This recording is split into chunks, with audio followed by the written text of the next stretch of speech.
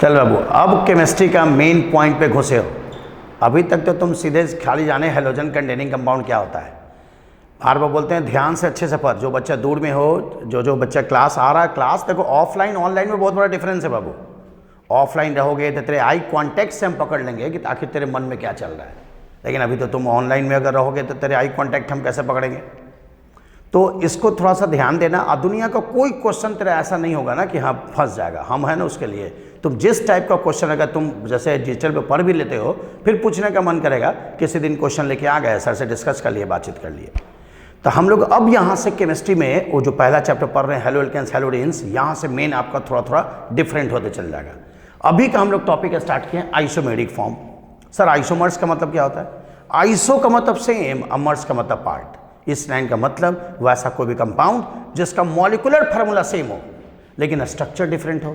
कहो सर ये तो किताबी कीड़ा हो गया, मॉलिक्यूलर फार्मूला सेम हो, स्ट्रक्चर का फार्मूला डिफरेंट हो। आप अपने घर में एक बार पापा को देखना, एक बार अंकल को देखना, दोनों इंसाने होंगे, हाथ पैर शरीर सब होगा, लेकिन एक इंसान जो आपके फादर का रोल अदा कर रहे होंगे, एक इंसान अंकल का रोल अदा कर रहे होंगे। दोनों इंसान ही हैं लेकिन दोनों का वर्क अलग अलग है। नीतीश कुमार, नरेंद्र मोदी दोनों इंसान हैं, लेकिन एक चेयर पे जो बैठते हैं वो लिखा रहता है सीएम, और एक चेयर पे जो बैठते हैं उस चेयर का नाम होता है पीएम। तो दोनों का पोजीशन बहुत बड़ा डिफरेंस है। तो आइसोमर्स उसी को बोलते हैं। सब्जी मंडी पर जाते हैं आप तो गोल वाला कद्दू ले लीजिए, लंबा वाला कद्दू ले लीजिए, दोनों कद्दूए है, दोनों का नाम वही है लेकिन दोनों का स्ट्रक्चर अलग अलग है। दैट पर दोनों आपस में आइसोमर्स। बाइक में अगर आइएगा तो देखते हैं पल्सर 220, पल्सर 180, पल्सर 150, पल्सर 135, तो सब पल्सरे है लेकिन सबका इंजन कैपेसिटी अलग है, उसी सबको आइसोमर्स बोलते हैं। तो हम लोग हेलो एल्केन्स में आइसोमर्स में आ रहे हैं। आइसोमेरिक फॉर्म में पहला है open chain isomers. Open chain isomers क्या बोल रहा है, सो देखो अच्छे से एकदम। ओपन चेन आइसोमर्स के लिए पहला नंबर, सबसे पहला पॉइंट, नंबर ऑफ कार्बन बाबू 4 से कम नहीं होना चाहिए। अगर 4 से कम अगर हो गया तो समझो ओपन चेन कभी जीवन में ना होगा। नंबर ऑफ कार्बन 4 या 4 से ज़्यादा होना चाहिए। तो इसमें देखो 4 कार्बन, इसमें देखो 4 कार्बन, तो देखो 1 2 3 4 कार्बन, 1 2 3 4 कार्बन, Cl सब कुछ सेम है लेकिन दोनों का स्ट्रक्चर अलग अलग है। इसमें कोई ब्रांच में नहीं है, इसमें वो कार्बन ब्रांच हो गया। कोई ब्रांच नहीं है तो उसे बोलते हैं नॉर्मल, और एक ब्रांच है तो उसे क्या बोलते हैं आइसो। इसका जो 4 कार्बन है C4H9Cl, उसका total number of open chain जो हुआ ये क्या हुआ, 2 हो गया। तो जब आपसे कोई पूछेगा कि C4H9Cl का ओपन चेन आइसोमर्स कितना होगा तो आप बोलिएगा 2 होगा। सर पता कैसे चलेगा? तो वहाँ देखिए हम लिख दिए, ये formula made by Pappu sir है बाबू, बुक में नहीं है, कि 2 पे पावर n-4+1, n आपका नंबर ऑफ कार्बन है। C4H9Cl में नंबर ऑफ कार्बन 4 है, आप यहाँ 4 पुट कीजिए, 4 में से 4 गया 0, 2 पे पावर 0 1 हो गया, और यहाँ 1 है, 1 + 1 2 हो गया। तो देखिए 2 आइसोमर्स आ गया था।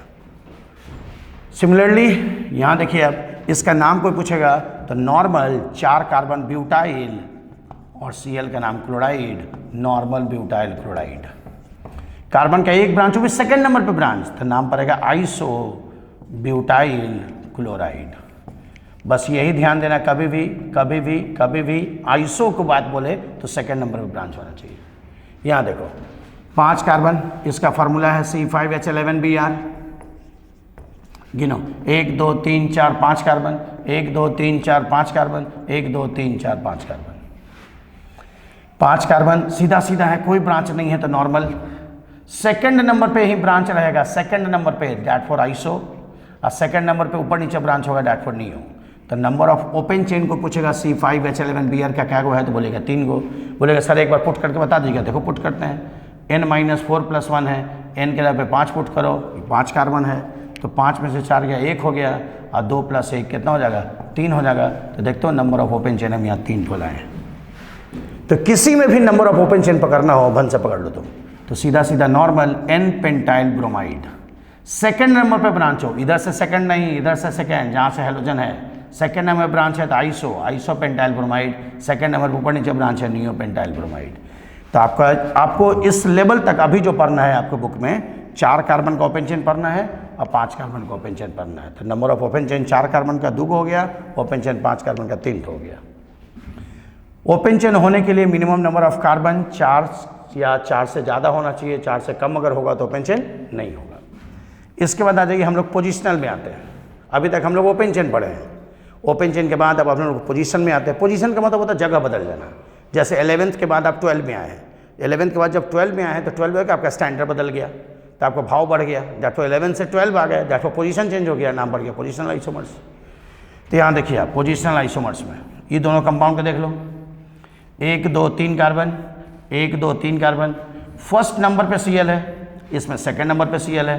तो देखो Cl का जगह बदल गया है, तो Cl का जगह बदल गया, इसका नाम क्या पड़ गया है? 1 क्लोरोप्रोपेन। 1 क्लोरोप्रोपेन, इसमें आओगे तो नाम क्या पड़ेगा? 2 क्लोरोप्रोपेन। तो इसमें गौर यही करना है कि देखियो पोजीशन जब भी होगा तो यहाँ प्रोपेन होगा तो ये भी प्रोपेन होगा। देखिए दोनों सेम होगा। इसमें देखना, लेकिन ध्यान देना, इसमें अगर IUPAC नेम देखोगे तुम 1 2 3 4 1 क्लोरोब्यूटेन, 1 क्लोरोब्यूटेन। इसमें अगर IUPAC नेम आओगे तो नाम क्या पड़ेगा? 1 क्लोरो 2 मिथाइल प्रोपेन। कहोगे सब नेमिंग हम नहीं पढ़े हैं सर, 11th में पढ़े होंगे, नहीं तो 11th वाला फिर वीडियो बनाएंगे तो आपको दिखा देंगे हम। 1 क्लोरोप्रोपेन। तो जब भी ओपन चेन आइसोमर्स होगा ना बाबू, तो देखना यहाँ पे लिखा हुआ ब्यूटेन और यहाँ लिखा हुआ प्रोपेन, ई वाला नाम बदल जाएगा, यहाँ वाला बदल जाएगा जब वो ओपन चेन होगा तब। और जब पोजिशनल होगा तो दोनों एकदम सेम होगा, तो इसे तुरंत पकड़ लेगा। अगर सेम है तो पोजिशनल है और डिफरेंट है तो क्या है? ओपन चेन है। यहाँ देखिए ध्यान दीजिएगा, सेम बोले तो पोजिशनल है, डिफरेंट में क्या? Open chain. यहाँ देखिए, यहाँ 1 और 2 फर्स्ट और सेकंड दूसरे पोजीशन पे है, यहाँ 1 2 3 तीसरे नंबर पे है, यहाँ 1 2 3 4 चौथे नंबर पे है। तो हर एक जगह Cl का पोजीशन बदल गया है, जिसको बोलते हैं पोजिशनल आइसोमर्स। ये जितना यहाँ दिए हैं ये आपका पोजिशनल है, ये आपका ओपन चेन है। इसका अगर IUPAC नेम चाहते हैं तो देखिएगा, कोई बच्चा अगर पढ़े होंगे तो थोड़ा जानते होंगे, जहाँ से स्टार्ट होता है उसके बगल में अटैच होगा बेंजीन रिंग में। यहाँ लिखते हैं हम, देखो ध्यान से, ये हटाते हैं और इधर लिख रहे हैं, देखो कि बेंजीन रिंग में अगर कोई अटैच होगा, कोई भी अटैच हो जाए तो उसके बगल वाला जगह का नाम होता है ऑर्थो, जिसको O से इंडिकेट करते हैं। ये भी O से इंडिकेट ऑर्थो कहा गया। ऑर्थो के बगल वाला का नाम है मेटा, मेटा को M से इंडिकेट किया गया। ऑर्थो के बगल वाला का नाम मेटा, M से इंडिकेट किया। और मेटा के बगल वाला का नाम पारा, पारा को P से इंडिकेट करते हैं। Only possible in benzene. जहाँ अटैच होगा उसके बगल वाला का नाम बोले ऑर्थो, ऑर्थो के बगल वाला का नाम बोले मेटा, मेटा के बाद वाला का नाम बोले पारा। यहाँ देखिए बगल में अटैच है जिसका नाम पड़ेगा ऑर्थो डाइक्लोरोबेंजीन, ऑर्थो डाइक्लोरोबेंजीन। यहाँ देखिए ये मेटा पोजिशन, देखो ऑर्थो, यहाँ के बाद ऑर्थो, ऑर्थो के बाद मेटा, ऑर्थो के बाद मेटा, तो इसका नाम M डाइक्लोरोबेंजीन। ठीक है, इसका नाम जहाँ अटैच है ऑर्थो मेटा पारा, तो इसका नाम पड़ गया पारा डाइक्लोरोबेंजीन। ठीक है बाबू, ओनली पॉसिबल इन बेंजीन, यही ध्यान देना। सिर्फ बेंजीन में होता है, जहाँ अटैच होगा बगल वाला का नाम ऑर्थो, इधर बगल भी नाम ऑर्थो, ऑर्थो बगल वाला मेटा, इधर मेटा, मेटा को M से इंडिकेट करते, इसके बाद पारा। ठीक है, ये आपका आइसोमेरिक फॉर्म था। आइसोमर्स हमको लगता है, उम्मीद करें आपको पूरा समझ में आया होगा। लेकिन अगर आइसोमर्स डील करना, पूरा अच्छे से आइसोमर्स पढ़ना है तो 11th में चैप्टर ही है बाबू IUPAC के बाद आइसोमर्स। तो ऑर्गेनिक केमिस्ट्री कहा जाता है, जो थोड़ा बहुत 11th थोड़ा बहुत अच्छा होता है तो उसको ऑर्गेनिक और मजबूत होता है। ठीक है, कोई दिक्कत नहीं होना चाहिए हमको लगता है आइसोमर्स में। अगर कोई प्रॉब्लम अगर यहाँ तक है इस चैप्टर में, यही दो आपको जानना है, नहीं तो आइसोमर्स तो ढेर सारा है। इस चैप्टर के लिए आपको एक ठो ओपन चेन वाला जानना था, एक पोजिशनल जानना था, और जब हम फिजिकल प्रॉपर्टी आएंगे तो एक ठो और आपको पढ़ना ऑप्टिकल आइसोमर्स, तो ऑप्टिकल आइसोमर्स डील करेंगे। अब इस पर क्वेश्चन कैसे होगा वो आपको बता रहे हैं।